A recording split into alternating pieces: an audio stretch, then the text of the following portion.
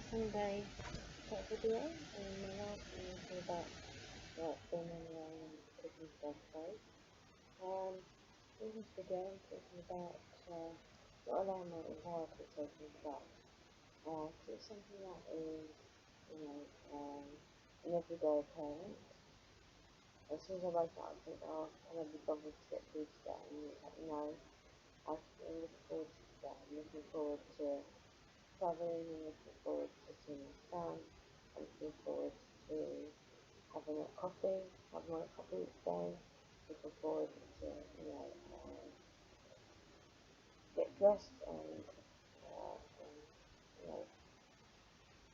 think about the positive rather than negative. And I know that's fine to think about them and say something, but it's the only way that you can actually get through anxiety. And I say that it's like that because I say that as a struggle, but that's how it used to be. There were days where I would really struggle with getting out of bed, um,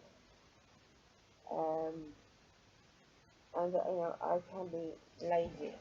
I think, and I always feel that was me, and I'm very conscious of my laziness, but it's good to take time out. But it's also, if I haven't feel like I've gotten nothing done, I feel like this plummet of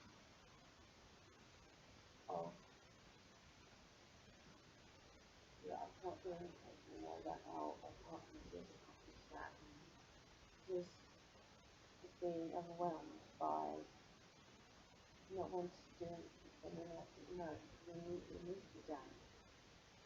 So what I do is I break it up in half. I think, right, okay, what can I do, what will make it change that? And then so I'll get up, having a good routine is a must, definitely, do something that I do. A routine really helps to set the day up. So that's why I do it I focus on in the morning, right, when I get up, I always have my clothes out ready, and today, being Sunday, I wanted to do some more roles in the Senate, but because there are areas that I want to change, and for me, as long as the new year in January, I like to go through different areas of my life and sort them out, finish tasks, making sure that my son's got enough of what he needs, making sure that, things are put away. But I do it in parts. Today I organised my wardrobe, and that all the stuff I've got in my wardrobe. So I've got a thin wardrobe and I share a closet with my husband said that. And so I've in my wardrobe I've put all the clothes that I'm going to have time to wear this week. So I get most of my clothes, and I come to and it makes me realise I'm having a good thought on the reset. Really helps my anxiety because it's like it's so easy to throw in the towel and think, no, I don't want to do that today. And then it comes to the evening, it's like, well, what did I do today? Nothing. And sometimes that is good because it still takes time out. And I did write a blog on my whiteboard as of the podcast about maybe you should have a good day off. How to have a good day off. Because it is important, especially in autumn things. But also it's good to be productive. You can still be productive when you're not doing it. Because I like to spend Sundays watching it. I often like watching documentaries, many YouTube. I like to sort on my bedroom, so I give it a vacuum. I put all my sorted out my clothes if I wanted to do today, so I've done that. And it's just breaking things up so you don't get so many things on your shoulders, because I think and I am one of these that thing I can do 100 things in a day, or and realise that it only makes me not want to do those things because can I be bothered, But I know that once I've done it, I feel good. I feel, yes, I'm glad I did that, and I'm still glad about my order, because I was having second thoughts about doing that. I'm thinking, should I just concentrate on working on the computer? I'm like, no, because that leaves it for another day and another day. And so, I've really learned from I think having sort of like because I was in a mental hospital for a month. Um, a number of things, because I just felt so overwhelmed with things that were changing and things, you know, um, that I was hoping I would be able to do, and it's just I just felt bogged down. But now I know how to. It's working how to address your anxiety. Once you know how to address it, then you know the triggers and how to minimise the fear that anxiety. Because with anxiety is fear, and it's the fear sometimes that causes anxiety. But if you address it and think, well, what can I do that will make it less of a challenge, but something that I really know that I need to do, but make it fun, make it me feel good. And so that's why today, like Sundays as well, I have a good reset, and I will go through my list. I will um, make sure that I empty my bin. I make sure that my bed is made and that's sorted out. I make sure that I have, tasks that I've put on my wall completed, and things that help me to balance myself and things going in my life. Um, and just creating a strategy. And it's nothing complicated. It's just basically like for this video, I've used my notepad, what I to help me. Then and I often use digital services. I use Notion, and I use OneNote, but I do like to have things on paper as well. Just on the safe side, because the thing about keeping things in computer is that and this is where I get worried about, and it's trying not to worry. So anything that can stop me from worrying, I will do, because then again, with fear comes worry, comes anxiety. But if I can ease the worry, then that will ease the pressure, and then that will ease my anxiety. As soon as I, write a list, and like in the mornings, I find that I struggle first thing to get up, because I could easily stay in bed all day.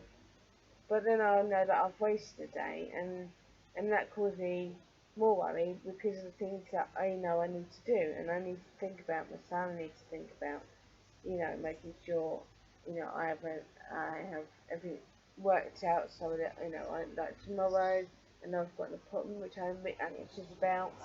Um, so I always get a bit anxious when it comes to health appointments. I think we can all relate to that, because sometimes you don't know you're going to expect. It's not always the same person you get to see. You don't know whether you hope that they, because there's been, I think it comes from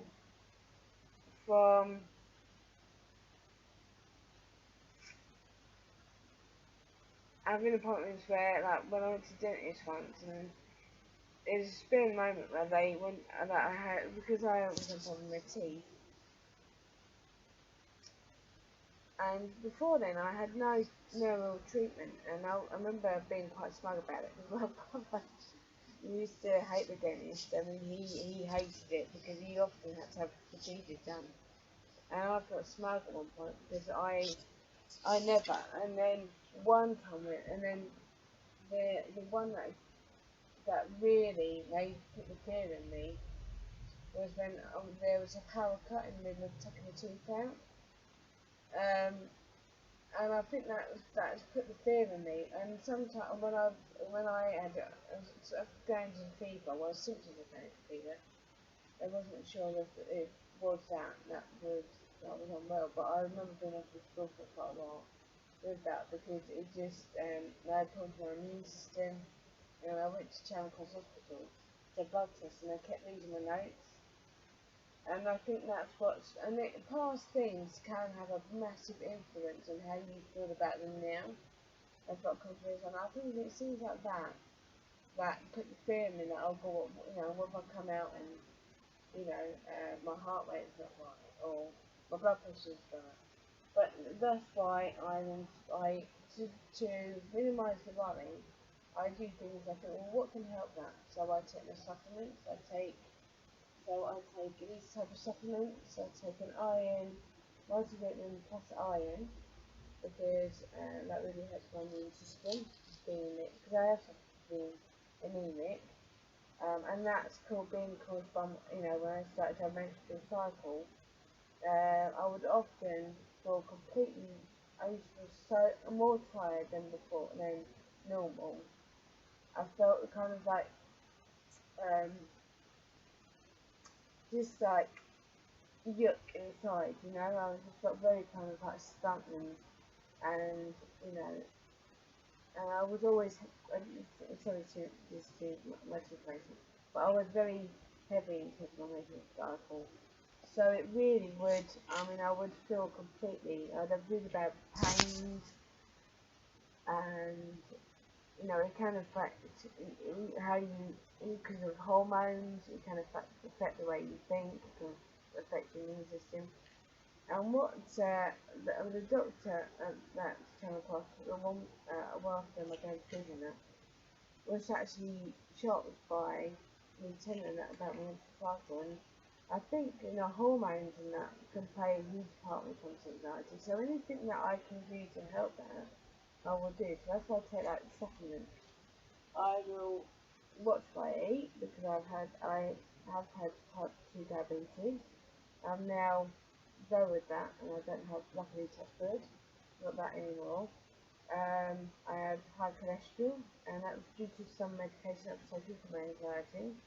Because one thing that I want to talk about is that, if you're getting severe symptoms, because, I take 2 sets of tablets. I want to take my half a moment after this video, so I can take a supplement, but I take medication to ease my anxiety.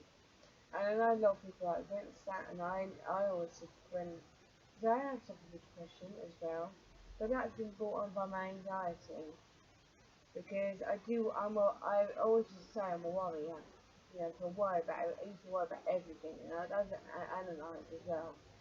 But now I've kind of, it's balancing it out. Sometimes worry is not a bad thing, because it makes you be extra vigilant of, of you know, sort of not forgetting appointment times, um, and making sure that, my son is sorted out, like any appointments he has, are, they're remembered. So, it's doing anything that can minimise the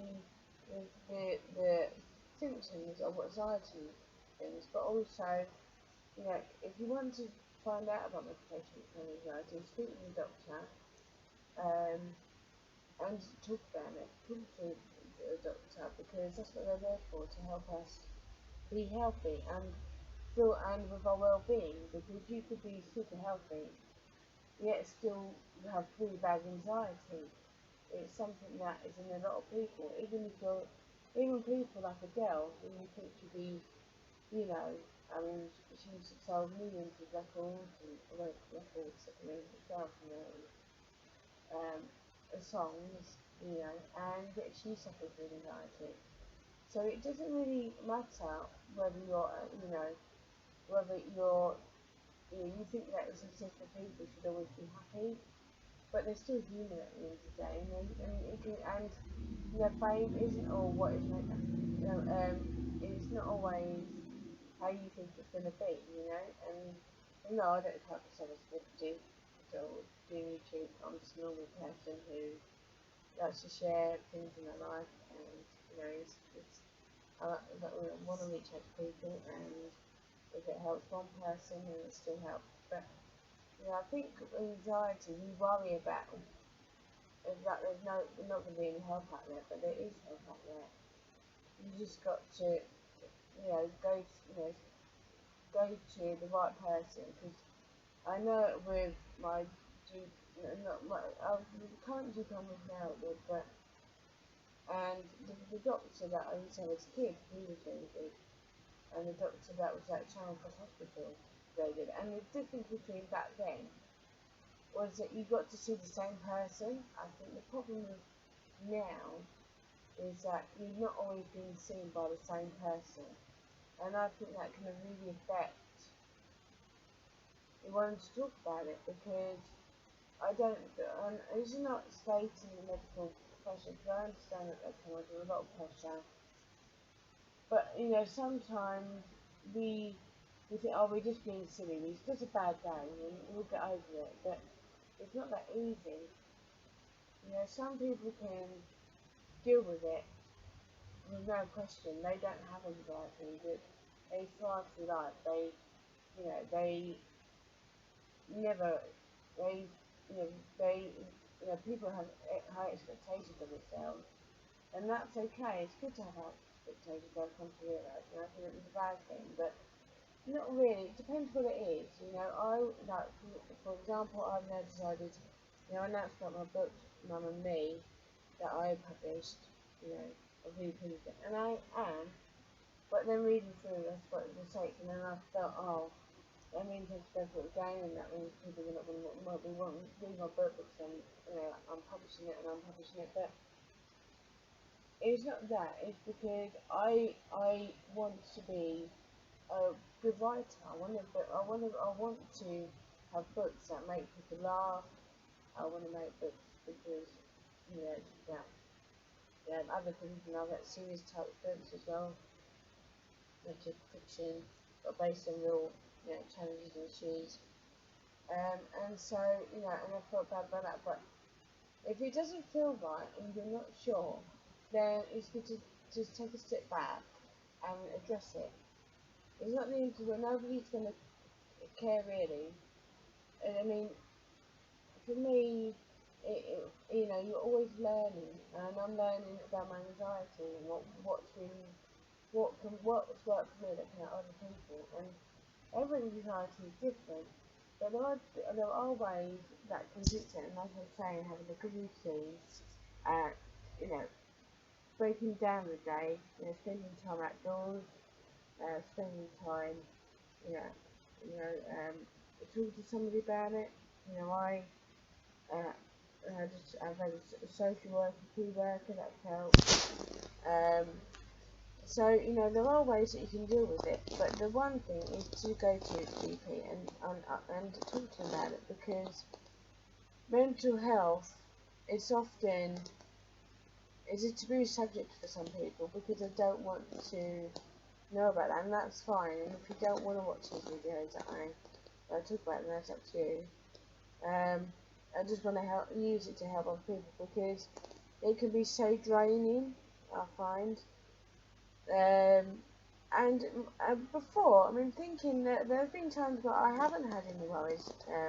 When I worked at a call centre, for example, I never had this. I just, I mean, you would get some really challenging calls and that, but thinking about it, and I did have a bit of a breakdown when I worked from one department to another, but then I got over it, and it was just because it was different, and I think sometimes I find change hard, but then I was fine, and in the end, I actually enjoyed doing that job.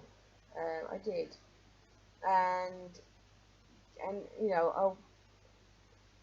it's something that I thought I was very good at, because I want to help other people, and that's why I started doing this, for example, even if it's um, a hobby, where it is a hobby, and I want to use music platform to reach out to people who have anxiety, because for a long time I felt that I was the only one that felt that way. And then I remember watching a documentary, and she did I think it was in Spanish before, but she read out a diary, and a lot of it was about her weight, and how she was struggling to lose weight and put weight on. she tried different things, and she read out a journal, and it was kind of like, wow, that I'm not the only one. And sometimes that's the issue. You fear it anyway, in case it's not taken seriously, but I'm glad that it is now being seen as a health issue, because of things that happen in life. I mean, I won't say I've had a bad life so far, not good continues at all. I've gone to, I did great holidays as a kid. You know, used to go and watch, you know, football and go to theatre shows. And I remember as a child, I was very lucky that, I've got to go all away on holiday, and there was used to be a huge crowd of us and other families that we would go with, and I loved it. Um, and so, it wasn't. It's all about how you feel about yourself, and I think it was because I always felt that I wasn't comfortable with being myself, and I think as you get older, and especially when your body starts to change, new fears set in, and I have done a good video call which is about growing up, which I'd like to continue. Um, because I think that's when it really started to my emotions really started. I started recognising my emotions and how I felt about myself, and a lot of it was the way I looked. I didn't like the way I looked. I always compared myself, and when there was a girl at school who I absolutely admired. She became a friend of mine, but I admired her because she seemed to be really pretty. She would wear really nice, clothes. The way she used to do her hair, the way she was. I mean, when she first started primary school, I remember when her mum left, she really was crying, a lot, and not just crying, but stamping her feet, and she really couldn't adjust at first. But then she became really popular, and and I liked her. I wasn't jealous of her. I just envied her because she seemed to be like this perfect, like picture perfect person, child. And I remember thinking, God, I remember hearing the story of the ugly duckling, and then thinking, God, that's about me. That's exactly how I felt. And I think that's where my anxiety has come from, because I'm not feeling always good about myself and comparing. And as soon as the triggers now come into, I'm like, no, I've now got into a place now where I actually don't mind myself. I still do at times, like when I do my videos that way, because I want to avoid it because of how I felt about where I look. But actual fact, I, I've started to like myself and get to see that actually I'm not that bad. I've had my issues, but now it's made me into a better person for it, and made me address my anxiety, and so to get over it, it's finding things that can make life easy for yourself, so you're not having that dread every day, because it can be it can be so overwhelming, and it makes you want to hide away, it makes you invisible, it makes you not want to interact with people in case they judge you, want that judgment. um, And you do have to, and I don't want to put people off, you have to come out your comfort zone. And I think a lot of people, when they think they're like, oh no, because then the fear comes in, and then it's like the worry, you worry about the worry, and then find yourself, it's like a vicious circle. But, doing things like, I mean, doing the jobs I've done, like working in the call centre, has been very challenging because you don't know who's going to be the next person that's ringing. You can't see them. You can't really see what's going on. So you had to always be um, vigilant at how you came across, because sometimes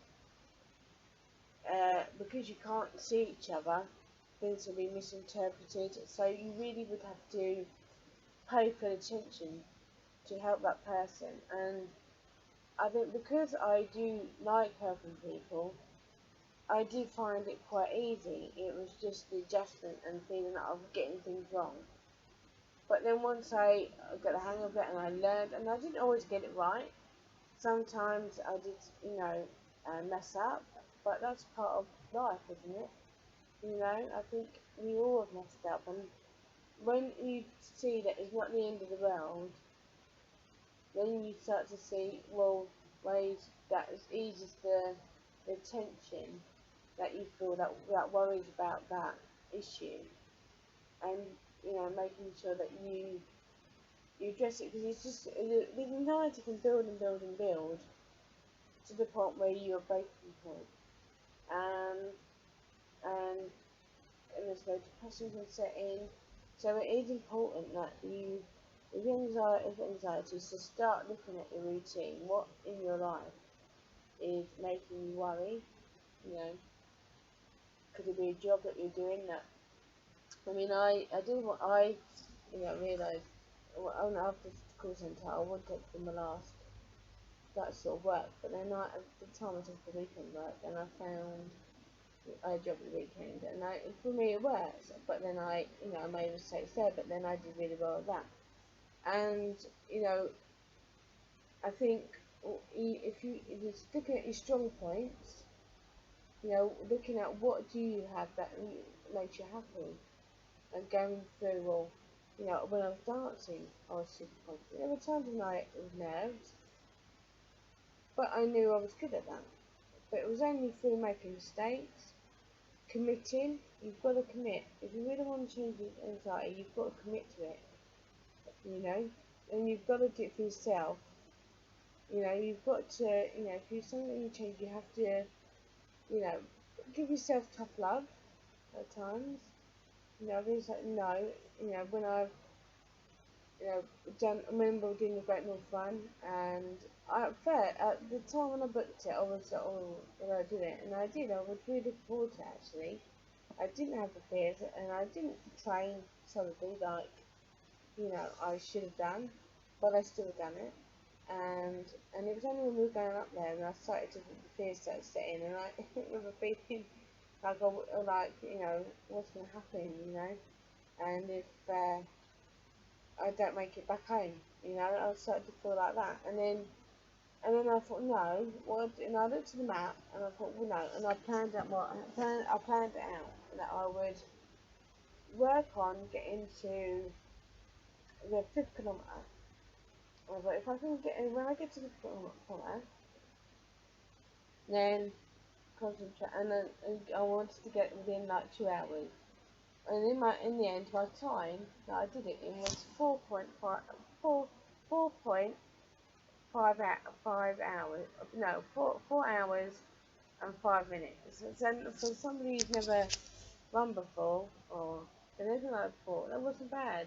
And that's what I'm saying. Doing different challenges, when I started doing the running events, I was nervous, but I really enjoyed them, and it really made me help me with my confidence and my anxiety. It really gave me a push. I think what I'm capable of, and so that's what I mean when it comes to committing comfort zone. Set challenges for yourself. I've done that, and I'm still doing that, and that's helped me. I now, every morning I will sit. I look at my to-do list. I will then I look for, and I don't rush into it. I'll watch a lot of videos. I'll watch my emails. I will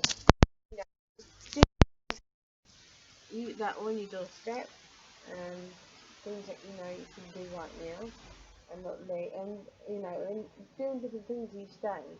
Have a routine, but if you want to go and see a show and you've got no money, because money can play a huge part when it comes to anxiety. So, like me, I've had money issues, and the thing is, when I was a kid, I was very good with money. I rarely ever spent it. I was always a saver, and then I think when you start working with yourself, it's like a whole new ball game. It's like you want money of your own, and suddenly you can go out and be legal. That's it. Not saying that I mean I was allowed to snowball, and I was you could. I'm going back to the time when it was okay for a child to have it was okay if you were a teenager to have like a shandy in the pub, and it was okay for you to have that.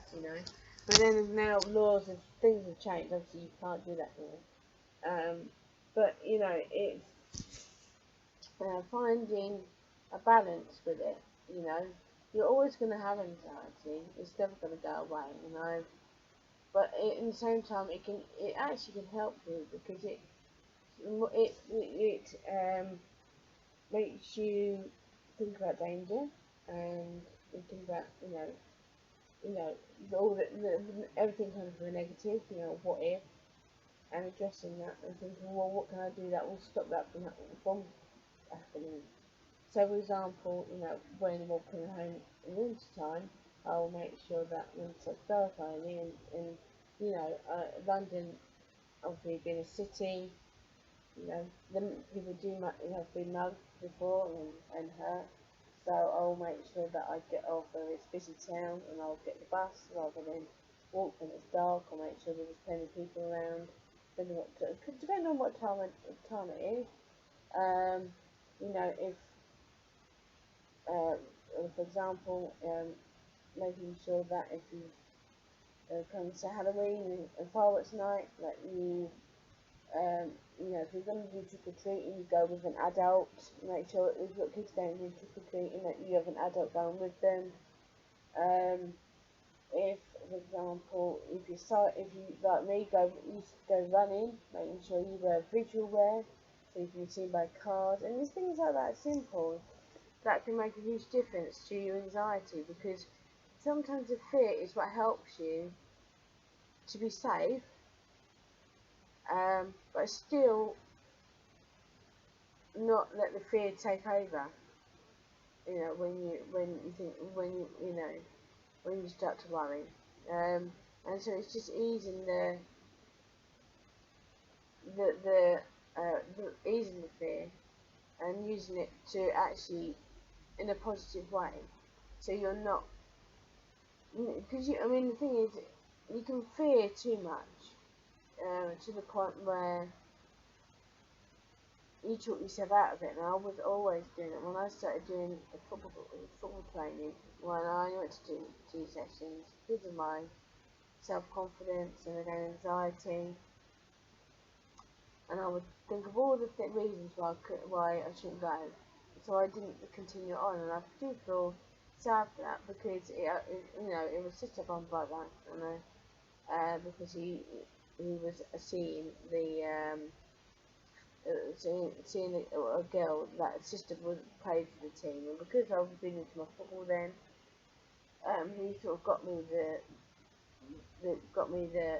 the opportunity, but it was just my confidence and my anxiety that really stopped it. So it's just getting balance with it and doing things and so looking back at that, I would say go because when you get there, you'll feel fine, and I always was, but I would build out, and I then just finishing work for the day because I was working up in Camden Town for a marketing company.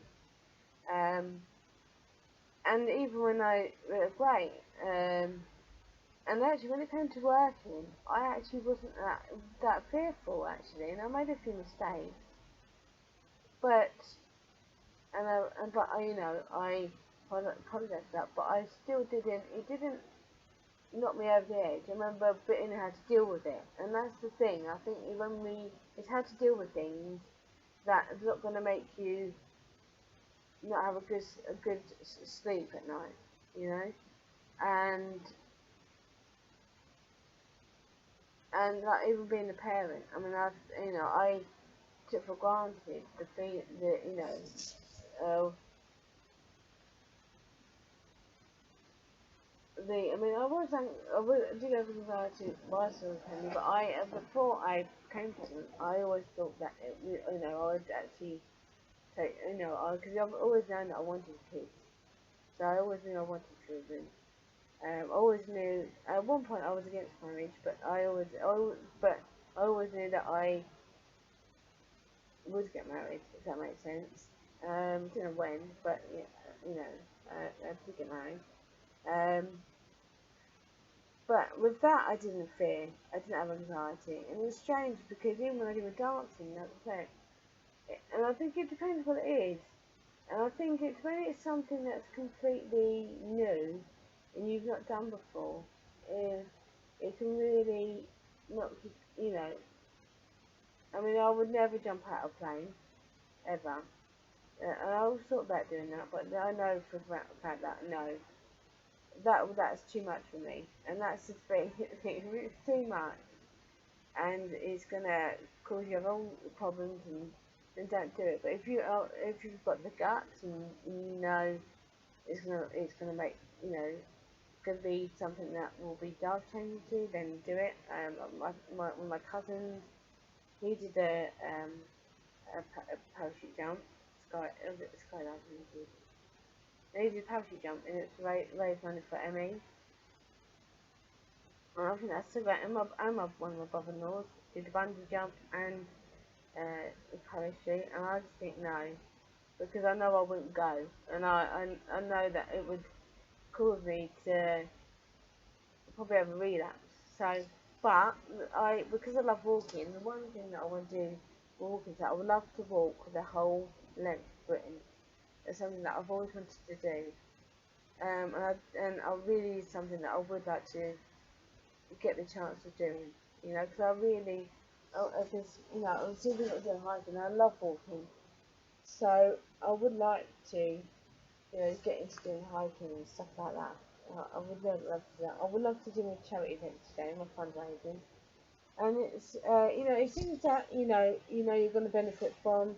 You're going to be excited about.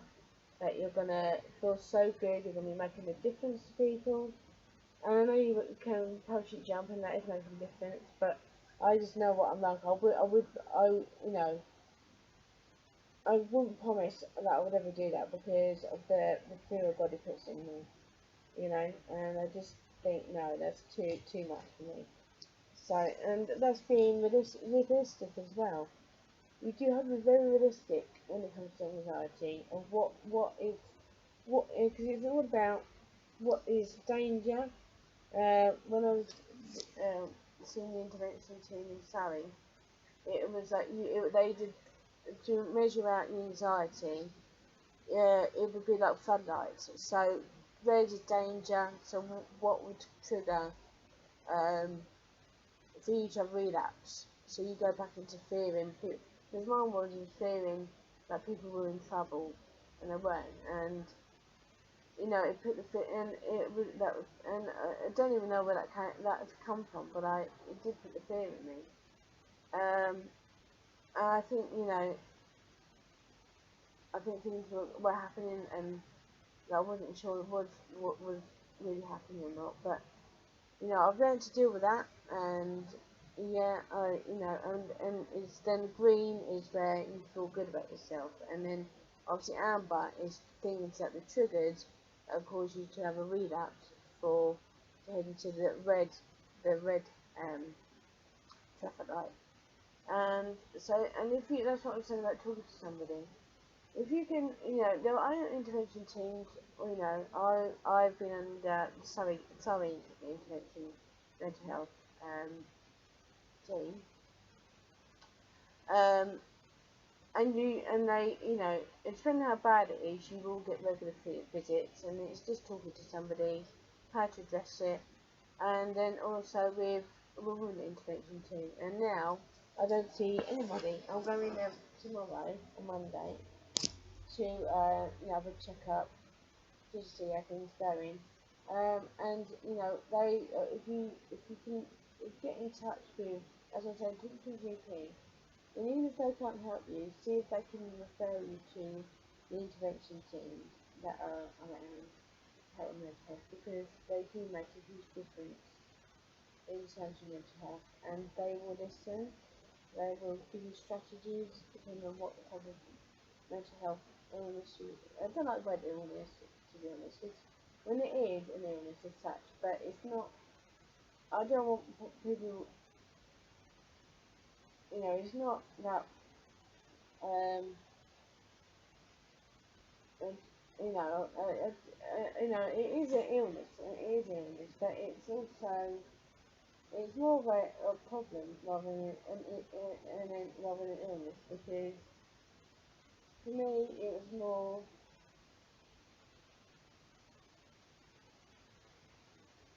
it was more,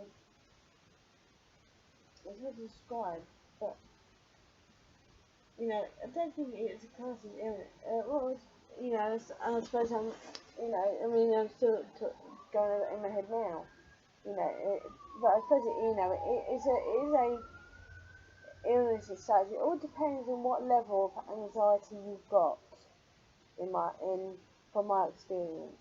And that's again, that's why it's important to be. I mean, I'm not an expert at all. I'm just sharing things and what I've learned. Um, and you might have your own opinion on it, and that's important. I mean, it's how you feel, and but be real. Go see, what is that is worrying you.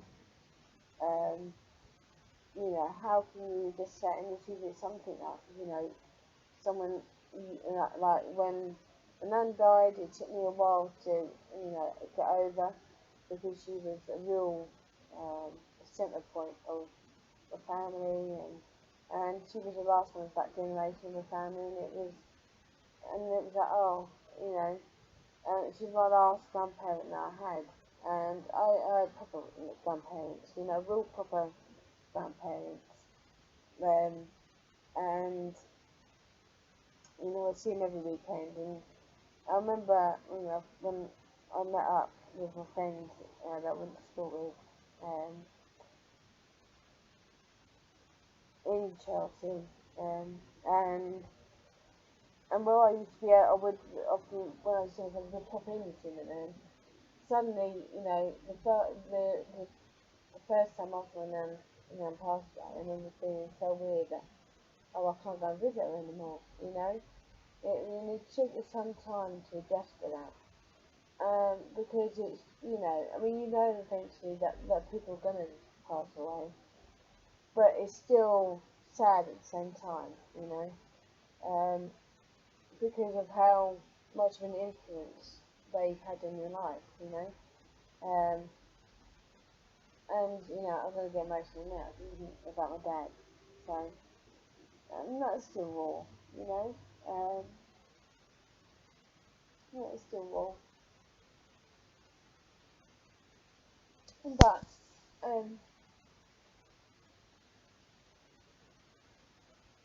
my dad wasn't well, so he expressed that not saying he's a dad that he died, not many years. It was sad when he died, but I've had to address it. I mean, I never got to see him before he passed away.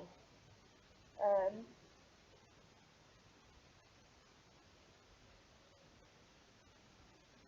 but he wasn't well, so I've dealt with it and think, well, perhaps it was his time, and it's better than rather than because he would have hated to be in a wheelchair or anything like that. He would.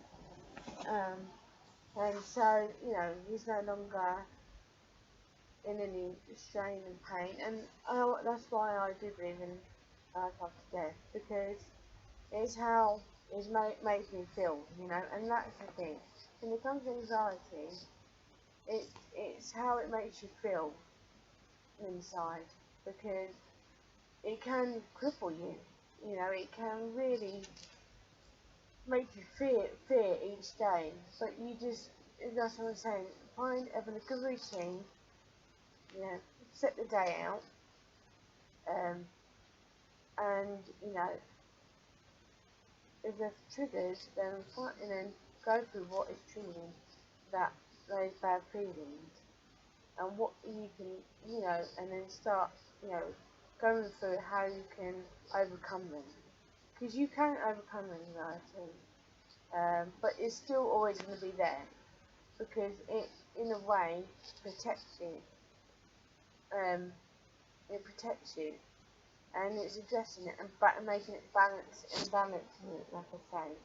But I've done it in videos and techniques from this head on. But anyway, um, so when it comes, so that's what I want to talk about. Taking control of your anxiety. Is addressing things in your life. It's talking to somebody that can really help you. And like I say, if you wanna do medication, you can. Just be aware that lots of good medications do have side effects. I've been on for example, that can cause weight gain because you do find that you eat more on it. But it's not a bad one. It's not. I mean, I was on then out of I never say the name. Alphabazole, one that was on, and that gave me very bad fatigue in the morning. At the moment, I don't suffer with bad fatigue. It's just um, anxiety. It's the anxiety just feels like, oh, what if today goes on? But no, and as soon as my alarm goes off, I get up, I make my bed, I get dressed, I will then go downstairs and make myself a cup of tea, have some breakfast, watch a couple of YouTube videos, now I start my day. And that's what you need to do. You need to put things into place that will make you feel okay, safe. It's going to be fine. And then it's going from emails and going through the books I want to write today. I'm looking at job alerts because I am looking to do more work, really get into helping people with mental health. Because what I would like to do, the one plan I want to do is not just for my dogs, but also I would like to help other parents with children with learning difficulties. So I think that will really help me with my own son, but also help other parents because I did post depression. I never talked to anybody about it, but I did, and recently I did. But again, I had to feel telling anybody. But if I had addressed it, I probably would have been able to deal with it. But it still didn't stop me. Like my son is healthy. He's thriving. He's only saying, he's still okay doing and that autism. But I'm not going to, that has helped me think, well, what can we do to, help with that? And that again can help. That's the other thing, children.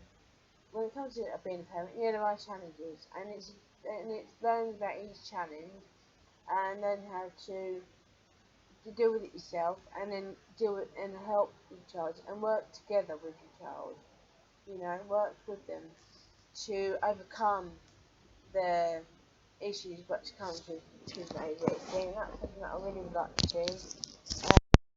So that's why I'm looking to working, working in school, working for the NHS until May, to help support people in health because it is, being taken seriously now, which is good. People are seeing that, it can affect a lot of people, and, I do think they're going in the right direction. It's Mental Health Awareness Day tomorrow, so I'm going to wear something, I'm still in order, but I think because it is Mental Health Day, I am going to find an orange top that I've got, and I'll wear that now for my mental health. So, if you like, if you want to acknowledge it, and then you can yellow, so I'm going to find my yellow top. I've got yellow tops in there to wear tomorrow. I just need to remember to do that. And I'm going to write I do plan to write a blog on it because it's tomorrow. But don't fear about talking to somebody about it because there is help out there. It's just finding the right help.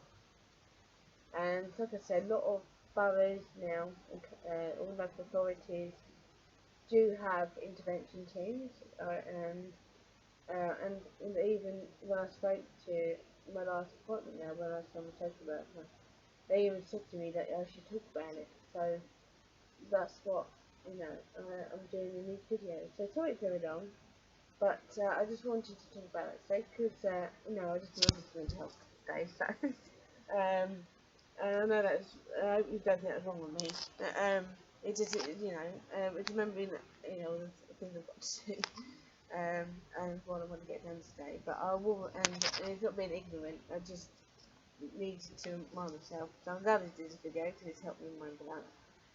But yeah, just, when it comes to anxiety, there are ways to get control of it, and so, don't fear talking to your GP, because they are there to help you. And so, and even if you have to make out 10 appointments, make the appointment, because at the end of the day, they are there to help you in your body and in your mind. And so get that appointment, speak to them about it, because they are the ones that are there to support you. And that's not, I know, and I don't want to, there are GPs that are very good, but I have experienced, unhelpful GPs, not naming any names, but unhelpful, so, but, make those appointments, because that's what they're there for. So, that's what I want to do with these videos, is to help and support in any way I can that benefits you. And I hope you like these chat videos. And if something else, if you've got a topic that you want me to talk about, then please comment below, and I'll be happy to do so. As long as it's respectful and it's, nothing rude, but that can help, us all reach out. So I hope that's helped you today, and I'll speak to you again next week. And I'll do some videos in the week and put some videos up so it's uploaded. But thanks for watching, and I'll see you then in the next one. Take care.